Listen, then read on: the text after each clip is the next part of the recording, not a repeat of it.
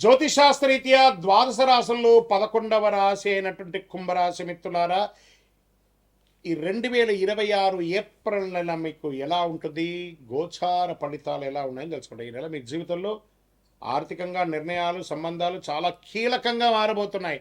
ఒక చిన్న అవకాశం మీ ఆర్థిక స్థితిని ఇట్టే మార్చేయబోతుంది, పూర్తిగా మార్చే శక్తి కలిగింది. కొంచెం ధనలాభం అని అనుకుంటున్నారు, అది చాలా రాబోతుంది. కొందరికి ఆర్థిక ఒత్తిడి ఉన్నా కూడా దాన్ని నిలదొక్కుంటారు. ఈ నెల గ్రహస్థితులు ఎలా ఉన్నాయి? శని మరియు రాహు మీనరాశిలో ద్వితీయ స్థానంలో ఉండడం వల్ల ధనం, కుటుంబ విషయంలో కాస్త ప్రెషర్ ఉంటుంది. కేతు కన్యా రాశిలో అష్టమ స్థానంలో ఉండడం వల్ల అనుకోని మార్పులు, రహస్య పరిస్థితులు వస్తాయి. ఆరోగ్యం పట్ల కూడా ఇబ్బంది వచ్చాయి. గురు మిథున రాశిలో పంచమ స్థానంలో ఉండడం వల్ల సంతానం, విద్య, సృజనాత్మకత ఎదుగుదల, ఆరోగ్యం, ఆర్థికం అన్ని రకాలుగా ఎదుగుతారు. గురు చూసిన కోటి లాభం అన్నారు. అందులో రాశి గురు భగవానుడు ఈ సంవత్సరం రాజు. మళ్ళీ చెప్తున్నా కుంభరాశి మిత్రులారా, గురు చూసిన కోటి లాభం అది ఎవరికి ఉందంటే అది కుంభరాశికే. మరి ఏళ్ళనాటి శని యొక్క అవసానంలో ఉన్నాం కదండి. అంటే ఏళ్ళనాటి శనిలో 7 సంవత్సరాల ఆట ఆడుకుంటాడు. ఎలా అంటే ఒక చెరుకు మిషన్లో చెరుకు వేస్తే ఇలా పిప్పి పిప్పి పిప్పి అయిపోతుందో, ఆర్థికంగా, మానసికంగా, శారీరకంగా, సామాజికంగా అన్ని రకాలుగా నలిగిపోయి భగవంతుడా చెప్పాలా, చెప్పకూడదా, మింగాలా, మింగకూడదా, కక్కాలా, కక్కకూడదా, చావాలా, బతకాలా అని అలా తాపత్రయం అయ్యారు కదా. వాటన్నిటికీ బిగ్ ఫుల్ స్టాప్. ఈ 6 నెలలు పోతూ పోతూ భగవంతుడు శని భగవానుడు ఏవేమి నష్టపోయారో దానికి 1000 రెట్లు ఇవ్వడానికి సిద్ధంగా ఉన్నారు. కుంభరాశి మిత్రులారా, రాసి పెట్టుకోండి, మీ అదృష్టం స్టార్ట్ అయ్యింది. Count your blessings, count your negatives కాదు, కౌంట్ యువర్ బ్లెస్సింగ్స్. మీరు ఇలాగే చెప్తారు గురుగారు, మేము ఇలాగే ఉన్నాం. మీరు ప్రయత్నం చేసి చూడండి సార్, ఎన్ని వస్తాయో. దీనికి ఒక చిన్న ప్రయత్నం కూడా ఒకటి చెప్పాలి.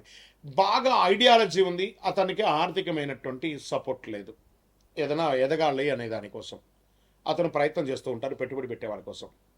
బాగా ఆర్థికంగా చాలా అద్భుతంగా ఉంటారు, ఐడియాలజీ ఇచ్చినా కూడా దీనిలో వచ్చే లాభం ఏంటి, నష్టం ఏంటి, లాభం ఏంటి, నష్టం ఏంటి అని తాపత్రయపడుతూ ఉంటారు. కుంభరాశి మిత్రులు ఎలా తెలుసా? వాళ్ళ దగ్గర ఐడియాలజీ ఉంటుంది, డబ్బు ఉండదు, ఏం వ్యాపారం చేయాలో తెలియదు, కానీ ఎదగాలని ఒక కసి ఉంటుంది. పోతారు, ఒక షాపు ఏదో తిప్పలు పడి రెంట్ తీసేసుకుంటారు. అప్పుడు కూర్చొని ఆలోచిస్తారు, నేను ఇక్కడ ఏ వ్యాపారం చేయాలి, దీనికి పెట్టుబడి ఎక్కడా అని ఏదో రకంగా ప్రయత్నం చేస్తారు, సక్సెస్ చేసుకొని వస్తారు. అదే కుంభరాశి మిత్రులు. బాగా గుర్తుపెట్టుకోండి. మీకు ఉద్యోగస్తుల పనిలో స్థిరత్వం మిశ్రమంగా ఉంటుంది, కొన్ని రోజులు ఓపిక పెట్టండి, అలా అలా అలా అలా వచ్చేస్తారు. బాధ్యతలు పెరుగుతాయి, పై అధికారుల నుంచి ప్రశంసలు వస్తాయి, పదోన్నతి అవకాశాలు నిదానంగా వచ్చే అవకాశాలు ఉన్నాయి. ఐటీ, సాఫ్ట్వేర్, సర్వీస్ రంగాల్లో ఉన్నవారికి స్థిరత్వం, ప్రగతి అద్భుతంగా ఉంటుంది. డాక్టర్స్, రీసెర్చ్ సైంటిస్ట్, వీళ్ళకందరికీ చాలా అద్భుతమైనటువంటి అవకాశాలు మెండుగా ఉన్నాయి. ఇంకా వ్యాపారస్తులకి కొత్త ఆదాయ మార్గాలు కనిపిస్తాయి. ఈ కామర్స్ ద్వారా పొందుతారు, మల్టిపుల్ బ్రాంచెస్, ఫ్రాంచైజ్ అలా పెంచుకుంటూ పోతారు మీ యొక్క వ్యాపారాన్ని. భాగస్వామి వ్యాపారాల్లో అపోహలు వద్దు, పార్ట్నర్షిప్ తీసుకోండి. తప్పకుండా మీరు 24 గంటల సేపు కష్టపడుతున్నారంటే సింగిల్గా పార్ట్నర్షిప్ తీసుకోగానే 12 గంటల సేపు మీకు సమయం దొరికింది, ఆర్థికమైనటువంటి సపోర్ట్ కూడా దొరుకుతుంది. కాబట్టి మీరు నెక్స్ట్ లెవెల్కి వెళ్ళే అవకాశాలు బాగా ఉన్నాయి. ఇంకా ఆర్థికంగా ఆదాయం ఉన్న ఖర్చులు కూడా పెరుగుతాయి. కాబట్టి పాత debts, chit funds, bank EMIs, అన్ని ఓడీస్ ఇవన్నీ ఉంటాయి కదా, స్ట్రెస్ అవన్నీ తొలగిపోతాయి. ఏ రంగం వారు బలపెడతారంటే ఫుడ్ రంగం వారు బాగా బలపడతారు. ఈ యొక్క medical equipments, medical shop, hospitals వీళ్ళు బాగా పెడతారు. వస్త్ర ధృవీకరణ వాళ్ళు, ఈ ఎలక్ట్రానిక్ వాళ్ళు చాలా అద్భుతమైనటువంటి లాభాలు పడతారు. షేర్ మార్కెట్కి వస్తే ఈ నెల హెచ్చు తగ్గులు ఉన్నా కూడా అద్భుతమైనటువంటి అవకాశాలు వస్తున్నాయి. డిసిప్లిన్ ఇన్వెస్ట్మెంట్ అవసరం. టెక్నాలజీ, క్రియేటివ్ రంగాల్లో చాలా చలనం ఉంది కాబట్టి చూసి పెట్టండి. రియల్ ఎస్టేట్ వచ్చేటప్పటికి మధ్యస్థంగా ఉంటుంది. మీరు అమ్మాలనుకున్న ఆస్తికి రేటు రాదు. కొత్త పెట్టుబడులు ఆలోచించకండి, రియల్ ఎస్టేట్లో కాస్త ఉండండి. కోర్టు విషయాల్లో అనుకోని మలుపులు వస్తాయి.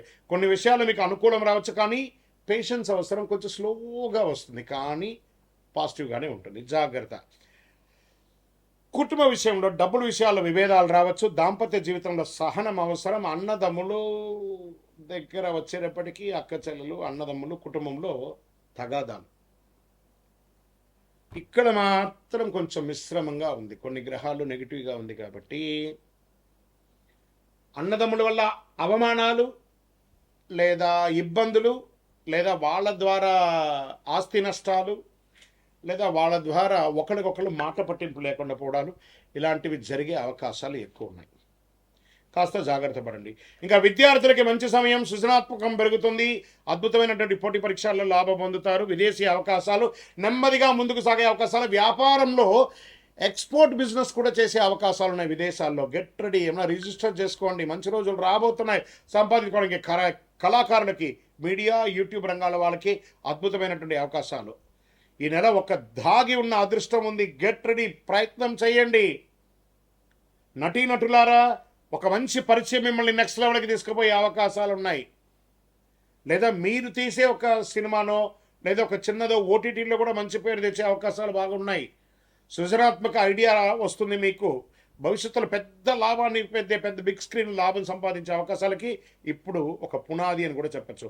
వ్యవసాయదారులకైతే సగటు ఫలితాల కంటే అద్భుతమైనటువంటి ఫలితాలు బాగా కనబడుతున్నాయి. ఆరోగ్యం,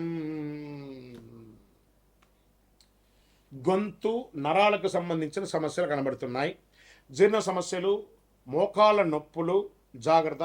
ఆహార నియంత్రణ అవసరం. యోగా, కొంచెం మెడిటేషన్, ఫిజియోథెరపీ లాంటిది కూడా కొంచెం అవసరం కూడా ఇక్కడ ఉంది. ఈ నెలంతా కూడా మీకు నీలం రంగు, నలుపు రంగు చాలా కలిసి వస్తుంది. అదృష్ట తేదీ 4, 13, 22 ఇవన్నీ కలిసి వస్తాయి. అదృష్ట రోజు శనివారం, అదృష్ట సంఖ్య 7 మీకు చాలా కలిసి వస్తుంది. ఈ నెల మీరు చేయవలసినటువంటి పరిహారం ఏంటి? శని భగవానుడు పోతూ మేలు చేయబోతున్నాడు కాబట్టి ఆయనకి కృతజ్ఞతగా ఒక గ్రాటిట్యూడ్ ఇచ్చే విధంగా శని భగవానుని ప్రార్థన చేయండి. నువ్వులతో చేసినటువంటి పులిహోర అంటారు చూస్తారు, నువ్వుల అన్నం అంటారు. ఈ నువ్వుల అన్నాన్ని తయారు చేసి పేదవాళ్ళకి పంచండి, ఆకలి ఉన్న వాళ్ళకి పంచండి, మీ చేత్తో పంచండి. అద్భుతమైనటువంటి ఫలితాన్ని పొందుతారు. ప్రతి శనివారం చేయండి, అంత అద్భుతమైనటువంటి ఫలితాన్ని పొందుతారు. మీ వయస్సు ఎంత ఉందో అన్ని సంఖ్యతో కూడినటువంటి ఒత్తులు వేసి నువ్వుల నూనెతో దీపం వెలిగించండి. ఆంజనేయ స్వామి వారిని ప్రార్థన చేయండి. సుందరాకాండ పారాయణం చేయండి. హనుమాన్ చాలీసా పారాయణం చేయండి. సూర్యుడికి మీ చేతులతో నీళ్లు వదలండి, అర్ఘ్యం వదలండి. ఆరోగ్యం బాగా ఉంటుంది.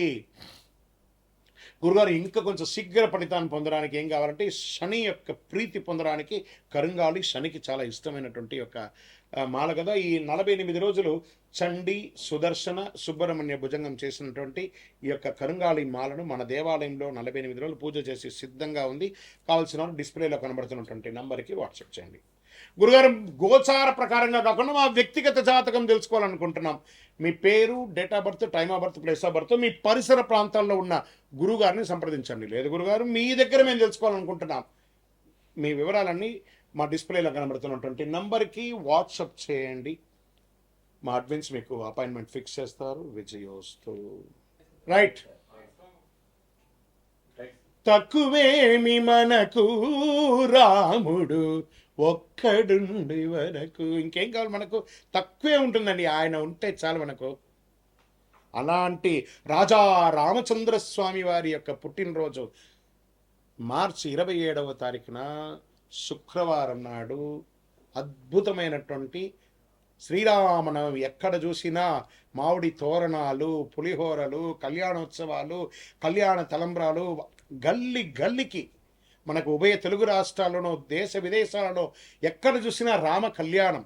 ఆ రామ కళ్యాణం చూడడానికి అందరూ పోటీ పడతారు. ఎందుకంటే ఆ తలంబ్రాల అక్షింతలు తీసుకుంటే మన జీవితంలో కళ్యాణం జరుగుతుంది. కళ్యాణం అంటే ఏంటి? అనుగ్రహం. అందుకే తిరుపతి వెంకటేశ్వర స్వామికి నిత్య కళ్యాణోత్సవం, అక్కడ భద్రాద్రిలో నిత్య కళ్యాణోత్సవం ఎక్కడ చూసినా జరుగుతుంది. చూసారా? అలాంటి అద్భుతమైనటువంటి రాజా రామచంద్ర స్వామి వారి యొక్క కళ్యాణోత్సవం చేస్తుంది. మీ జీవితంలో సమస్యలు ఎక్కువయ్యాయా? శాంతి కనిపించడం లేదా? ఈ శ్రీరామనవమి రోజు కళ్యాణంలో పిలవకపోయినా వెళ్ళండి సార్. ఆ కళ్యాణ మంత్రాలు వినండి, ఆ కళ్యాణ అష్టపదులు వినండి, కళ్యాణ అష్టకాలు వినండి, ఆ తలంబ్రాల అక్షింతలు తీసుకోండి, ఆ భోజనం చెయ్యండి. అద్భుతమైనటువంటి ఫలితాలు పొందుతారు. శ్రీరామ జయ రామ జయ జయ రామ అనే యొక్క మంత్రాన్ని, తారక మంత్రము ఒక్కసారి చెప్పినా చాలట. విష్ణు సహస్రనామం మొత్తం చెప్పకపోయినా శ్రీరామ రామ రామేతి రమే రామే మనోరమే సహస్రనామ తత్తుల్యం రామనామ వరానని ఇలా 3 సార్లు చెప్తే సహస్రనామం చేసినంత ఫలితం అంట. అందులోనూ రాజా రామచంద్రస్వామి వారు పుట్టినరోజు ఆయన గుర్తిస్తే ఎంత ఆనందపడతారు కదా ఆయన. ఈ స్వామివారికి ఇక్కడ దేవుడి గురించి కూడా మనం అప్పుడప్పుడు తెలుసుకోవాలి. ఆ సమయం వచ్చినప్పుడు దేవుడు మన జీవితంలో చక్కటి ఫలితాన్ని ఇస్తుంటాడు. ఏ రకంగా చెప్తాచో, రావణుడు మన అహంకారం, సీతమ్మ మన యొక్క పవిత్రత, హనుమంతుడు మన భక్తి, మనస్సులో రాక్షసత్వాన్ని జయిస్తే మనమే రాముడు. అలాంటి రాముడికి ఎందుకు కష్టాలు వస్తాయి మనకు? కోపం, అహంకారం, అసూయ, ఇవే మన సమస్యలకు మూలం. రాముడు చెప్పిన పరిష్కారం ఏంటి? సహనంగా ఉండండి, సత్యంగా ఉండండి, ధర్మంగా ఉండండి, ఏకపత్ని వ్రతం ఉండండి. మిత్రుడితో ఎలా ఉండాలో చెప్పాడు, శత్రువుతో ఎలా ఉండాలో చెప్పాడు, భక్తుడితో ఎలా ఉండాలో చెప్పాడు. రామనామ జపం రోజు 108. అప్పట్లో అంతా కూడా రామకోటి రాసేవాళ్ళందరూ, ఇప్పుడు కూడా రాస్తున్నారు అనుకుంటున్నాను. ఎన్నో చోట్ల రామకోటి స్తూపాలన్నీ కూడా వేశారు. సుందరాకాండ, ఈరోజు మనం ఏమేం చేయొచ్చు? సుందరాకాండ పారాయణం చేయొచ్చు, పానకం పెట్టచ్చు, చలివేంద్రాలు పెట్టచ్చు, భోజనాలు పెట్టచ్చు, అన్ని రకాలైన చేయొచ్చు.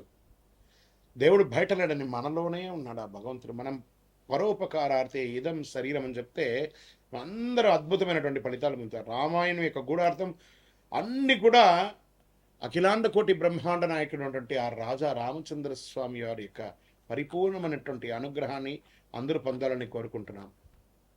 ఇది ఈరోజు కేవలం ఒక పండగ మాత్రమే కాదండి, జీవితం ఎలా జీవించాలో నేర్చుకునే ఒక రోజు.